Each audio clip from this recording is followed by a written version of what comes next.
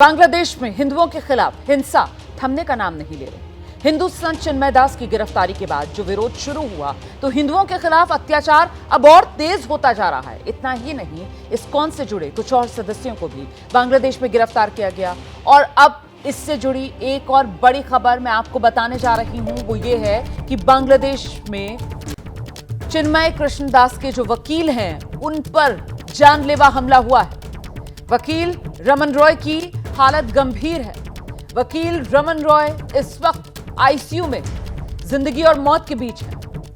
कट्टरपंथियों ने रमन रॉय के घर में तोड़फोड़ भी की, रमन रॉय को निशाना बनाया, रमन रॉय के साथ ऐसी मारपीट कि रमन रॉय इस वक्त अस्पताल में आईसीयू में जिंदगी और मौत के बीच।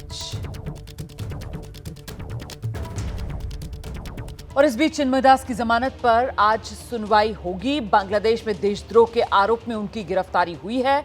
चटगांव मेट्रोपॉलिटन सत्र न्यायालय में सुनवाई होनी है। चटगांव मेट्रोपॉलिटन पुलिस ने उन्हें गिरफ्तार किया था। तो बांग्लादेश में देशद्रोह के आरोप में गिरफ्तारी, और अब इस मामले में आज सुनवाई होनी है। चिन्मय दास की जमानत मामले पर आज सुनवाई। तो बांग्लादेश में जिस तरीके से हिंसा हो रही है उसको लेकर भारत में ललकार सुनने को मिल रही है। कहां कहां हो रहे हैं प्रदर्शन, इसको लेकर जरा विस्तार से आपको जानकारी देते हैं। देखिए, आज कहां कहां प्रदर्शन है ये जान लीजिए। अलीगढ़ में हिंदूवादी संगठन जो हैं वो धरना प्रदर्शन करेंगे। वाराणसी में हिंदू रक्षा समिति वो प्रदर्शन करने जा रही है। वहीं बहराइच में हिंदू रक्षा समिति की एक जन आक्रोश रैली आज निकाली जाएगी। और राजधानी दिल्ली में हनुमानगढ़ी के जो महंत हैं, महंत राजू दास, वो प्रदर्शन करने जा रहे हैं। तो ये तस्वीर बांग्लादेश में जो हिंसा है उसको लेकर भारत में जो आक्रोश है उसी हम सीधे आपको ग्राउंड पर लेकर चलेंगे। हमारे साथ हमारी सहयोगी मनोज लोईवाल इस वक्त मौजूद है और जरा जानते हैं मनोज लोईवाल से बांग्लादेश में अत्याचार पर भारत में आक्रोश किस किस रूप में देखने के लिए मिल रहा है। जरा विस्तार से दर्शकों के सामने पूरी खबर रखें मनोज।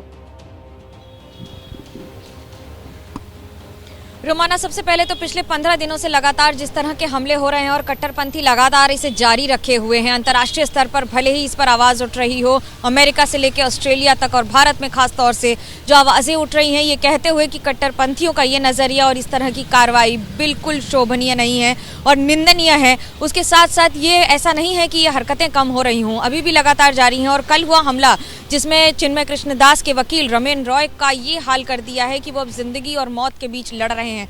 ये नहीं पता कि वो जीवित रहेंगे कि नहीं, लेकिन उनकी तस्वीरें आपको कमोवेश परेशान जरूर कर देंगी। वो अस्पताल में एडमिट हैं, लगातार उन वेंटिलेटर पर हैं। और सवाल अब ये उठ रहे हैं कि आखिरकार क्या बांग्लादेश की सरकार, जो वर्तमान में सरकार मोहम्मद यूनुस चला रहे हैं, उसकी जिम्मेदारी नहीं होती है अपने नागरिकों को सुरक्षा देने की। कई जगह आरोप लग रहे हैं कि इसमें खुद बांग्लादेश की सेना जगह जगह पर मौजूद है जहां पर हमले हो रहे हैं और उनकी मौजूदगी में इस तरह के हमले होना बहुत बड़े सवाल खड़े कर रही है। अब बात करते हैं भारत की और यहाँ पर हो रहे लगातार प्रदर्शन की। 1971 में जब बांग्लादेश बना था तो बहुत सारे लोग बांग्लादेश से भारत आए थे।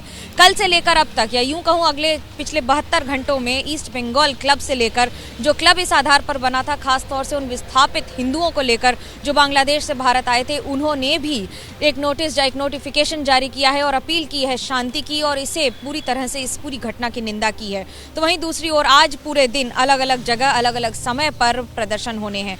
ये प्रदर्शन चिंताजनक इसलिए है क्योंकि ये लोगों की चिंता है जो अब सड़कों पर उतर रही है। बात सिर्फ धर्म की नहीं है, बात इस समय ह्यूमन राइट्स की भी आ जाती है कि जब बांग्लादेश अंतर्राष्ट्रीय स्तर पर गुहार लगाता है ह्यूमन राइट्स की, तो अब ह्यूमन राइट्स कहां चले जाते हैं। बिल्कुल, सवाल कई हैं और इन सवालों का जवाब फिलहाल कोई देने की स्थिति में है नहीं, लेकिन हकीकत बस इतनी है कि बांग्लादेश में हिंदुओं पर अत्याचार और उसको लेकर भारत में फिलहाल जबरदस्त आक्रोश है।